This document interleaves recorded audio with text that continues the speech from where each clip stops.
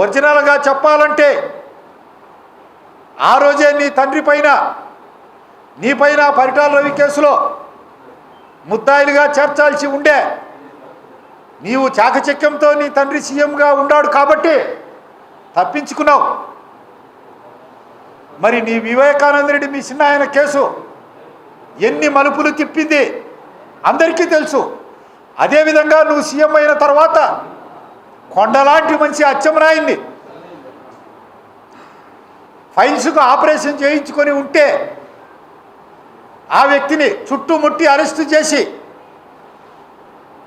జైలుకు పంపావు. 83 రోజులు జైలుకు పంపావు. అదేవిధంగా ఇప్పటి స్పీకర్ను ఒక కాలనీ అంతా వాళ్ళ పూర్వీకులు దానం చేస్తే వాళ్ళు గొడవలను ఆక్రమించారు అని చెప్పి అక్రమంగా అర్ధరాత్రి పూట పోయి వృద్ధుడు అనకుండా కూడా బంధించావు. పల్నాటి పులిని ఏం చేశావు? నీవు చేసినటువంటి వేధింపులు అవమానాలు తాళలేక ఆత్మహత్య చేసుకున్నాడు కోడెల శివరాం గారు. అదేవిధంగా రఘురామరాజు గారిని ఏం చేశావు? పోలీసుల కస్టడీలో జ్యుడిషియల్ కస్టడీలో ఉన్నటువంటి రఘురామరాజును అరికాళ్ళ పైన చితగ్గొట్టి దాంట్లకు చర్మ సంబంధమైనటువంటి జబ్బు ఉందని నమ్మబలికావు. ఇలాంటి నువ్వు చేసినటువంటి నేరాలు అక్రమ అరెస్టులు అన్నీ ఇన్ని కాదు. నీ పాపం పండింది కాబట్టే 11 సీట్లతో మిగిలిపోయావు. ఇక నీ అక్రమాలను అన్యాయాలను ఆంధ్ర రాష్ట్రంలో సహించముగాక సహించం. ఈనాటి యువతకు సింహనాదం చేస్తూ తెలియజేస్తాం. పౌర హక్కుల సంఘాల ద్వారా, ప్రజల ద్వారా, మీడియా సాధనాల ద్వారా, పార్టీ ద్వారా, లేకపోతే ఈ రాష్ట్రానికే అపకారం జరుగుతుంది. నీ దౌర్జన్యాలు, నీ ఫాల్స్ ప్రచారాలు, నీ గోబెల్స్ ప్రచారాలు ముందుకు సాగనిస్తే ఆంధ్రజాతీయ నేలమట్టం అవుతుంది. ఆంధ్రజాతి ప్రగతి పురోగమనంతో ముందుకు పోవాలన్నా, ఆంధ్రజాతి అభ్యుదయం గావించాలన్నా, సౌభాగ్యంగా వర్ధిల్లాలన్నా, అమరావతి రాజధాని నగరంగా ఉండాలన్నా, పాడి పంటల సౌభాగ్యంతో డ్రిప్పులతో రాయలసీమ విలసిల్లాలన్నా, రాయలసీమ పెండింగ్ ప్రాజెక్టులన్నీ పూర్తి కావాలన్నా నీలాంటి వాడు శ్రీకృష్ణ జన్మస్థానంలో ఉండాలి. అదే జరగన్నాడు ఆంధ్ర రాష్ట్రానికి నష్టం జరుగుతుంది. ఆ నష్టాన్ని నివారించేందుకు ఆంధ్ర రాష్ట్రం అంతా తిరుగుతాం. ప్రతి గ్రామం, ప్రతి వ్యక్తికి తెలియజేస్తాం. చంద్రబాబు నాయుడు గారిని 74 సంవత్సరాల వయసులో నీ తండ్రి వయసు వంటి వాడు ఎలాంటి ఆధారాలు లేకుండా అర్ధరాత్రి పూట గాఢ నిద్రలో ఉన్నప్పుడు పోలీసుల చేత అరెస్టు చేయించి 53 రోజులు జైల్లో పెట్టావు. నీ పాపాలు పండే రోజు వచ్చింది. అందుకు నీ అక్రమాలన్నీ కూడా మాలాంటి శాంతి యోధులం తీసుకుపోతాం. మీ తండ్రి చనిపోయే వరకు 6 సంవత్సరాలు మాకు పెరలు లేని బాధ. మా మైనింగ్ ఏజెన్సీలన్నీ బళ్ళారిలోనూ వేముల్లోనూ టిఫిన్ పెరేసి నీ తండ్రితో కలిసి నీవు రద్దు చేయించినటువంటి వేదన, మా ఇల్లు, మా తోటలు, మా సహచరులయ్యి, మా సానుభూతి పరులయ్యి, మా పార్టీ వారి కూల్చినటువంటి అన్నీ మాకున్నాయి. నిన్ను దౌర్జన్యం చేయనీయకుండా నీ మోసాలు ఇవన్నీ కూడా యువతరానికి తెలియజేయడమే మాకు అన్నింటికంటే పవిత్రమైనటువంటి కర్తవ్యము అని మీకందరికీ నేను సవినయంగా తెలియజేసుకుంటున్నాను.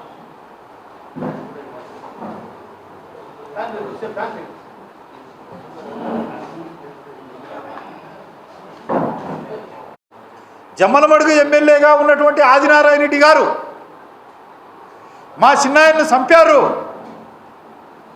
అని చెప్పి ఈ రాష్ట్రమంతా గోబెల ప్రచారం చేసుకున్నావు. నీ అంత దుర్మార్గుడు, నీచుడు, నర్రూప రాక్షసుడు ఉండనే ఉండడు. పాము మాత్రమే తన పిల్లలను తాను తింటుంది. నోరు లేని క్రూర మృగాలు కూడా చివరకు తన బిడ్డలను సంహరించవు. మరి ఇలాంటి సంఘటనలు నువ్వు ముఖ్యమంత్రి అయిన తర్వాత ఒక్క వివేకానంద రెడ్డిదే కాకుండా ఇలాంటివి ఎన్ని చేశావు? వివేకానంద రెడ్డి మర్డర్ తర్వాత ఆయన కూతురు సునీత సుప్రీంకోర్టు వీధుల్లో రేగిన జుట్టుతో మండు టెండల్లో ఫైళ్ళు సంఖలో పెట్టుకొని సుప్రీంకోర్టుకు కాలినడకన రోడ్డు పైన పోతా ఉంటే కన్నీరు కార్చని వాడు లేడు. ఏ చెల్లికి కూడా అటువంటి తమ్ముడు ఉండకూడదు అని ఆ రోజు ఆంధ్రజాతి యావత్తు బాధపడ్డారు, శోకించారు. సొంత చెల్లెలకు ఆస్తి పంచకుండా షర్మిలకు నీవు చేస్తున్నది ఏమిటి? హెలికాప్టర్ ప్రమాదంలో నీ తండ్రి దురదృష్టవశాత్తు సరిపోతే ఆనాటి శీతోష్ణ పరిస్థితులు సరిగా లేక మా నాయన హత్య వెనక రిలయన్స్ ఉంది అని చెప్పి ఆంధ్ర రాష్ట్రంలో ఉన్నటువంటి రిలయన్స్ ఆస్తులు, పెట్రోల్ బంకులు, వారి ఆఫీసులు అన్నింటినీ బద్దలుగా తునాతునకలుగా పగలగొట్టి సీఎం అయిన వెంటనే సిగ్గు శరము ఏమాత్రం లేకుండా రిలయన్స్ వాళ్ళ బంధువుకే రాజ్యసభ సభ్యత్వం ఇవ్వడం అది నీకే చెల్లింది. మానవ జాతిలో ఎవరు కూడా ఇలాంటి పనులు చేయలేరు. నీ కుటుంబం ఏమి అపజయం ఎరుగని కుటుంబం కాదు. 1969లో జరిగినటువంటి పంచాయతీ బోర్డు ఎన్నికల్లో మీ తాత వైఎస్ రాజారెడ్డి సతీమణి వైఎస్ జయమ్మ పంచాయతీ బోర్డుగా పోటీ చేసి గాడిచెర్ల కృష్ణమూర్తి అనే ఒక బ్రాహ్మణుని చేతిలో 4 ఓట్లతో ఓడిపోయింది. 1989లో మీ తండ్రికి స్వయాన అక్క కొడుకు మైకేల్ బాబు పోటీ చేసి జమ్మలమడుగులో 59,000 ఓట్లతో ఘోర పరాజయం పాలయ్యావు. 1989లో జరిగినటువంటి సంఘటన అది. నీవు శివారెడ్డి మీద కడుపు మంటతో దేవగుడి సోదరులను అంతం చేయాలని వారికి ఫ్యాక్షన్ సృష్టించావు. ఏదో అదృష్టవశాత్తు వాళ్ళు ఆ పోరాటంలో బయటపడారు కాబట్టి సరిపోయింది. 1996లో ఎన్నికల్లో అక్రమాలు చేసుకొని గెలిచావు. 8,850 ఓట్లు పులివెందుల్లో లింగాల మండలంలో రిగ్గింగ్ చేశావు. కౌంటింగ్ నెంబర్ 5లో ఉండి నేను అన్నింటిపైన అర్జీలు పెట్టాను. కర్ణపాపపల్లి అనే గ్రామంలో ఓటర్ల జాబితాలో 700 ఓట్లుంటే 701 ఓటు ఓట్లుగా జాబితాలో నుంచి లేని కంటే కూడా ఎక్కువ ఆ రోజు పోలింగ్ చేశావు. ప్రిసైడింగ్ ఆఫీసర్ సంతకాలు లేవు. అవి తీసివేస్తే ఓడిపోతావు. ఇది కాకుండా ఆ రోజు జరిగినటువంటి ఎన్నికలో మరొక వ్యక్తి ఉన్నాడు, ఆదినారాయణ రెడ్డి. నీకు డబ్బు లేకపోతే చేతులు ఎత్తేస్తే ఆనాటి ప్రఖ్యాతిగాంచినటువంటి వకీళ్ళు పి ఓమిరెడ్డి, కృష్ణమూర్తి సారు వీళ్ళంతా ఇప్పుడు డబ్బు ఖర్చు పెట్టకపోతే కాదంటే నా దగ్గర ₹1 కూడా లేదు అని చేతులు ఎత్తినటువంటి క్లిష్ట పరిస్థితుల్లో ఆదినారాయణ రెడ్డి గారు అప్పు సప్పు తెచ్చి 26 లక్షలు ఖర్చు పెట్టి నీ కాడ 4,000 5,000 ఓట్లు జమ్మలమడుగులో మెజారిటీ వస్తే ఆ ఓట్లతో నీ తండ్రి గట్టెక్కాడు. 96 ఎన్నికల్లో ఏమి జరిగింది అందరికీ తెలుసు. మీదేదో రాజకుటుంబం అయినట్టు, హరిశ్చంద్రుని వంశమైనట్టు, ఈ దేశ స్వాతంత్రం కోసం సర్వస్వం ధారపోసినటువంటి స్వాతంత్ర సంగ్రామ సమర యోధుల కుటుంబం అయినట్లు